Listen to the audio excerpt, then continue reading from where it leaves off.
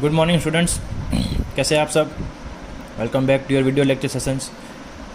हम आज बात कर रहे हैं standard 7 chapter number 4 fibre from animals की। हमने चैप्टर स्टार्ट कर दिया था। इस चैप्टर में हम ये डिस्कस कर रहे हैं कि हमें नेचुरली कौन कौन से फाइबर्स मिलते हैं एनिमल्स में से, प्लांट्स में से मिलते हैं। लेकिन इस चैप्टर में हम क्या कर रहे हैं, डिस्कस सिर्फ एनिमल्स के डिस्कस कर रहे हैं, प्लांट्स के डिस्कस नहीं कर रहे। तो हमने सिल्क स्टार्ट कर दिया था। हमने सिल्क मोथ कैसे बनते हैं, उन्हें ग्रो क्या कहा जाता है, उन्हें खाने में क्या दिया जाता है, जब वो खा लेते हैं उसके बाद सोते कितना है, वो ककून बनते हैं, ककून को कैसे संभालना है, कितना सिल्क हमें मिलता है, फिर अच्छे ककून में से सिल्क मिला उसे क्या बोला जाता है, ख़राब ककून में से जो सिल्क मिला उसे क्या बोला जाता है। ये सारी चीज़ें हमने पिछले वीडियो में डिस्कस कर ली थी। अब एक आध पॉइंट उसका जो रह गया था वो था वीविंग। हमने फिर थ्रोइंग देख लिया था, हमने ब्लीचिंग एंड डाइंग देख लिया था कि भाई कलर्ड सिल्क अगर हमें चाहिए तो हमें क्या करना चाहिए। तो अब उसके बाद आता है वीविंग। वीविंग यानी मतलब बच्चों इन सिंपल वर्ड्स कपड़े को बनाना, राइट, बुनना कपड़े को, एक के ऊपर एक सिल्क की थ्रेड रख के या फाइबर रख के पूरा एक कपड़ा बनाना, दैट इज़ कॉल्ड वीविंग।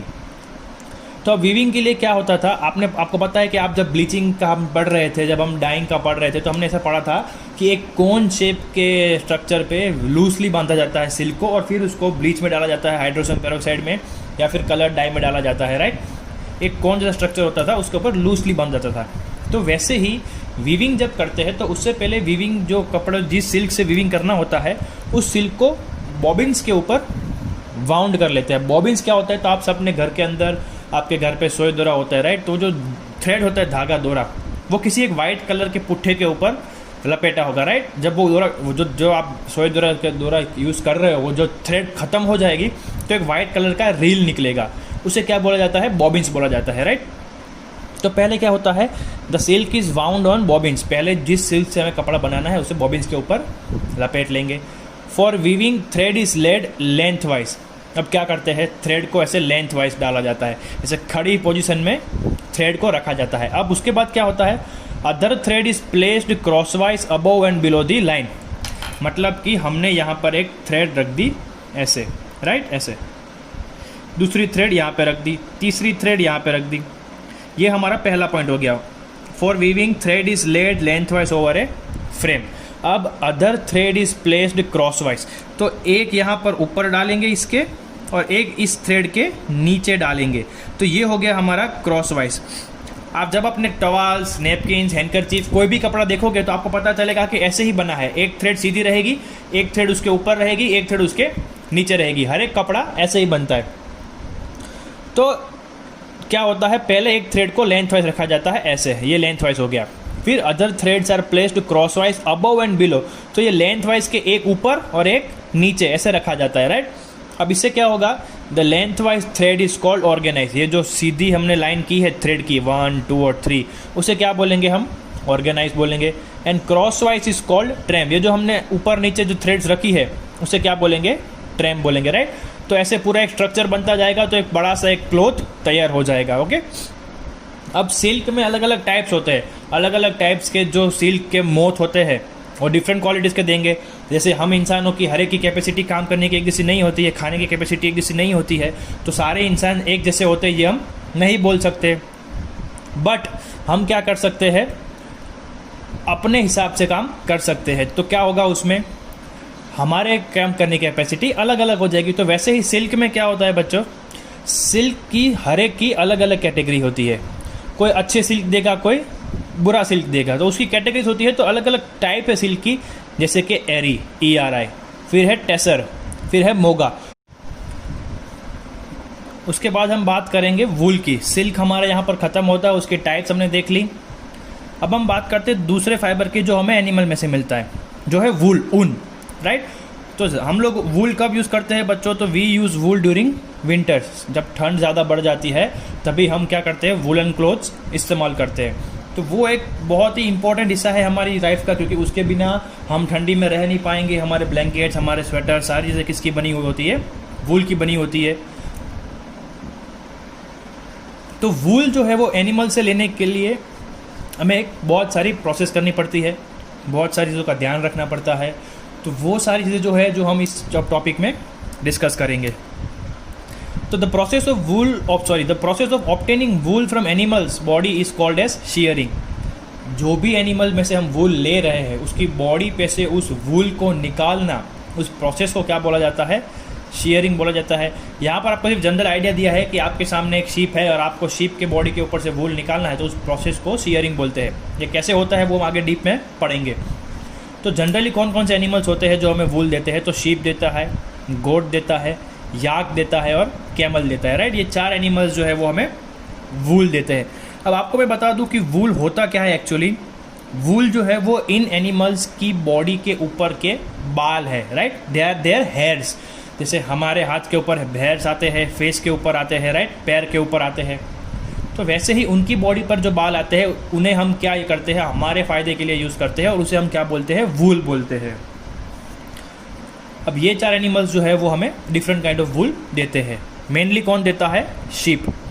तो अब हम बात करेंगे शीप ब्रीडिंग की। अब देखो, हर एक देश में अपनी खुद की एक प्रजाति होती है एनिमल्स की। जैसे कि हमारे इंडिया में सब लोग जो है वो डार्क ब्राउन या ब्राउन कलर के होंगे, उससे ज़्यादा गोरे नहीं होंगे। एवरेज की बात कर रहा हूँ। जब आप सबको देखोगे तो आपको मेन कलर कौन सा दिखेगा? Skin colour any human beings का डार्क ब्राउन या ब्राउन, राइट। वाइट जो है वो बहुत कम लोग लगेंगे। अब आप इसी जगह पर अमेरिका चले जाओ तो सब लोग आपको वाइट दिखेंगे, वहाँ पर ब्राउन लोग बहुत कम होंगे। तो वैसे ही एनिमल्स में भी डिफरेंस होता है। जैसे कि कैमल्स जो होते हैं वो सिर्फ डेजर्ट में मिलते हैं, पेंगुइन्स और पोलार बेयर्स जो होते हैं वो सिर्फ आइसी रीजन में मिलते हैं। तो वैसे ही हर एक एनिमल्स का टाइप जो है वो एक कंट्री से दूसरी कंट्री में जब आप जाओगे तो डिफरेंट होता है।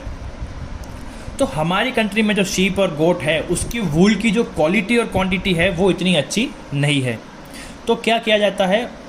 उनको क्रॉस ब्रीडिंग किया जाता है। मतलब एक देश की फीमेल शीप, एक देश का मेल शीप, और जब उनके बच्चे होते हैं बाय मेटिंग, तो वो बच्चे जो वूल देंगे, वो जो शीप बनेगा नया, वो जो वूल देगा वो क्या होगा? अच्छी क्वालिटी का होगा और उसकी क्वांटिटी भी अच्छी होगी।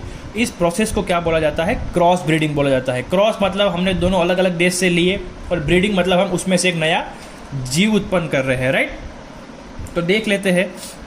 For good quality of wool good breeds of sheep are required. हमारे यहाँ पर जो है वो ब्रीड्स, जात जो है शीप्स और गोट्स की, वो इतनी अच्छी नहीं है कि उनका वूल इतना अच्छा मिले।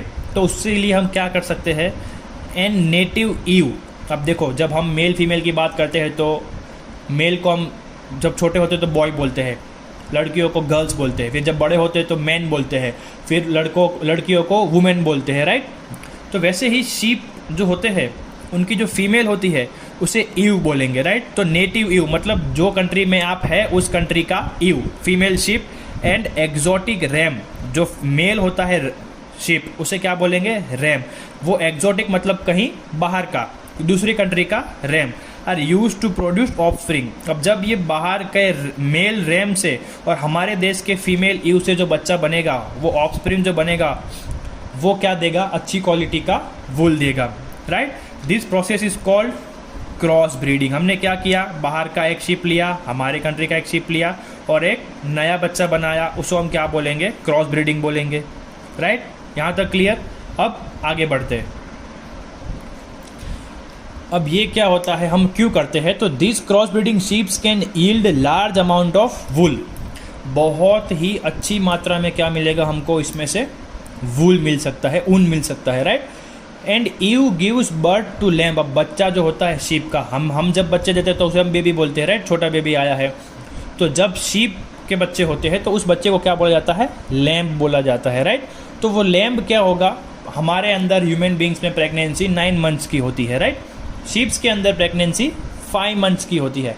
तो ईव जो है फीमेल शीप, वो क्या करेगा? एक लैम्ब को जन्म देगा after 5 months of pregnancy, right. अब इसके बाद उस लैम्ब को और उस माँ को हेल्दी रखने के लिए, ज़िंदा रखने के लिए क्या करना पड़ेगा? तो the mother should be given proper nutritious food. तो जब बच्चे भी जब जन्म लेते हैं तो उन्हें सिर्फ माँ का दूध दिया जाता है, लेकिन जब माँ का दूध कब अच्छा आएगा? जब मदर खुद अच्छा खाना खा रही हो, राइट। अगर मदर को कुछ अच्छा खाना नहीं मिल रहा है तो बेबी को भी ठीक से मिल्क मिलेगा नहीं। तो सेम जो होता है वही एनिमल्स में होता है। क्या होता है? उन्हें भी अच्छा खाना देना पड़ता है, तभी तो वो मदर जो है शीप वो अपने लैम्ब को ठीक से बड़ा कर पाएगी। अब जब ये इतने तक हो गया, अब उसके बाद क्या आता है, इनकी देखभाल करनी आती है। तो उनके लिए क्या होता है, फार्म बनाए जाते हैं। जैसे हम लोग गांव में देखते हैं, खेतों में एक अस्तबल होता है घोड़ों के लिए, शेड होता है गाय भैंसों के लिए, राइट। तो वैसे ही जो लोग ये शिप्स की खेती करते हैं, शिप्स को खाना खिलाते हैं, शिप्स में से ऊन निकालते हैं, उनका दूध लेते हैं बकरियों का, उनके पास भी उनके जानवर रखने के लिए अलग से व्यवस्था होती है। उसमें क्या होता है तो वो देख लेते हैं। तो जहाँ पर शिप्स को रखा जाता है, उन्हें खिलाया जाता है, उन्हें बढ़ाया जाता है, उनके ऊन को लिया जाता है, फिर उनके खाना दिया जाता है, वापस से नए शिप्स बनाए जाते हैं। इन सारी चीज़ों को जहाँ पर होता है वो उस जगह को क्या बोलेंगे हम, शिप फार्म्स बोलेंगे, राइट। वहाँ का उसका एक खुद का फार्म। तो उसमें क्या होता है, nomads migrate for pasture and settles wherever available. अब ये नोमैड्स क्या होते हैं, तो आपने एक वर्ड सुना है शेपर्ड्स, राइट। शेपर्ड्स आपने सुना है, मालदार जिसे बोलते हैं, जो गाय भैंस को चराते हैं। लेकिन वो पूरा दिन गाय भैंस को चराने के बाद वापस अपने घर पर आते हैं, उन्हें शेपर्ड्स बोलते हैं। लेकिन नोमैड्स क्या होते हैं, उन्हें जहाँ पर घास मिल जाती है वहीं पर रह लेते हैं, वहीं पर उनका शिप्स रह लेंगे, जब तक वहाँ पर घास है तब तक वहाँ पर रहेंगे। उसके बाद जैसे ही उस एरिया की घास खत्म हो जाएगी, वो उस एरिया को छोड़कर आगे बढ़ जाएंगे। मतलब उनका कोई फिक्स ठिकाना होता नहीं है। ऐसे लोगों को क्या बोलेंगे, नोमैड्स बोलेंगे। ये क्या करेंगे, अपना जो कैटल है, अपने जो गाय भैंस है, अपने जो बकरी है, उनके जो घेटे हैं, उनको जहाँ तक खाना मिल रहा है वो तब तक वहाँ पर रहेंगे। उसके बाद जैसे ही घास खत्म हो गई तो वो एरिया छोड़कर नेक्स्ट एरिया में चले जाएंगे। ऐसे लोगों को क्या बोलेंगे, नोमैड्स बोलेंगे, राइट। अब क्या होता है, ये नोमैड्स क्या करते हैं, during summer they migrate on hills. अब जब समर सीजन होता है तो नीचे ज़मीन, जो प्लेन ग्राउंड्स होते हैं, वहाँ पर घास होती नहीं है। तो वो लोग क्या करते हैं, तब वो लोग चले जाते हैं पहाड़ों के ऊपर, जहाँ पर घास जो है वो अच्छी मात्रा में होती है, राइट। ग्रीनरी, घास से मेरा मतलब है ग्रीनरी, ग्रीन प्लांट्स जो होते हैं वो पहाड़ों के ऊपर अच्छे से मिल जाते हैं, और शीप जो है वो पहाड़ चढ़ भी जाते हैं। तो वो समर के टाइम पे वो हिल्स पे जाएंगे, और जैसे ही समर ख़त्म होकर रेनी सीजन आएगा तो वापस से वो क्या करेंगे, during rainy seasons they return to plain ground. अब जब बारिश आ रही है ज़मीन पर, तो ज़मीन में भी घास उगेगी, ग्रीन प्लांट्स उगेंगे, तो वो वापस से क्या करेंगे, ज़मीन पर आ जाएंगे, प्लेन्स पर आ जाएंगे। कहाँ पर से, हिल पे से। अब उसके बाद क्या होता है, कुछ लोग जो होते हैं वो शीप फार्म रखते हैं शीप्स के लिए। अब उसमें क्या होता है वो देख लेते हैं।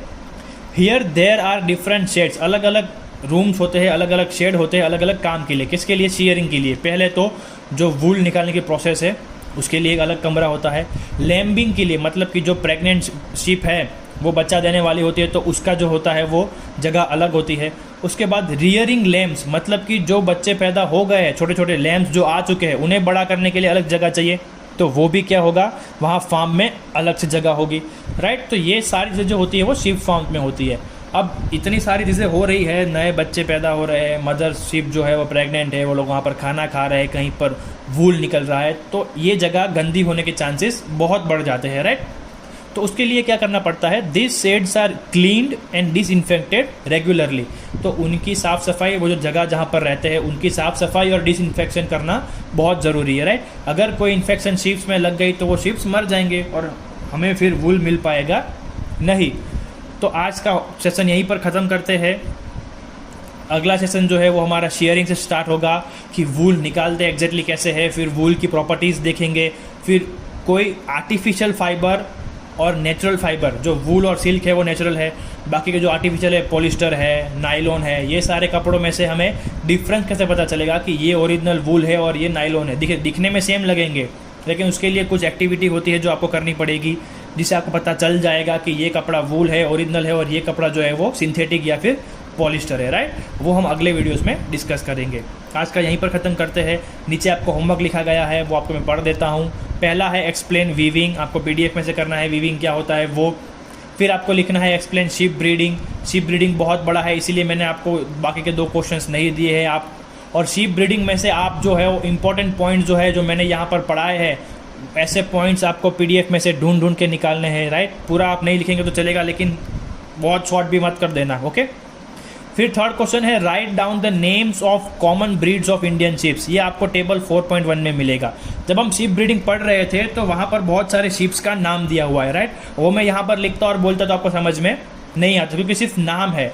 तो वो क्या है, एक टॉपिक है जो 4.1 टेबल में है, उसमें क्या दिया हुआ है, तो एक टेबल बनाया है जिसमें इंडिया के अलग अलग parts direction wise, northern, eastern, western और साउदर्न, ये 4 अलग अलग पार्ट है हमारे इंडिया के, उसमें से कौन से एरिया में कौन से शिप्स पाए जाते हैं और वो एक साल में कितना वूल देते हैं, वो पूरी इन्फॉर्मेशन आपको दी हुई है। तो वो आपको टेबल बनाना है, राइट। जैसा वहाँ पर PDF में है वैसा ही आपको बुक में बनाना है। तो मिलते हैं अगले वीडियो में, तब तक घर पे रहिए, स्टे होम, स्टे सेफ, काम के अलावा बाहर ना निकलिए। मिलते हैं अगले वीडियो में, तब तक गुड बाय।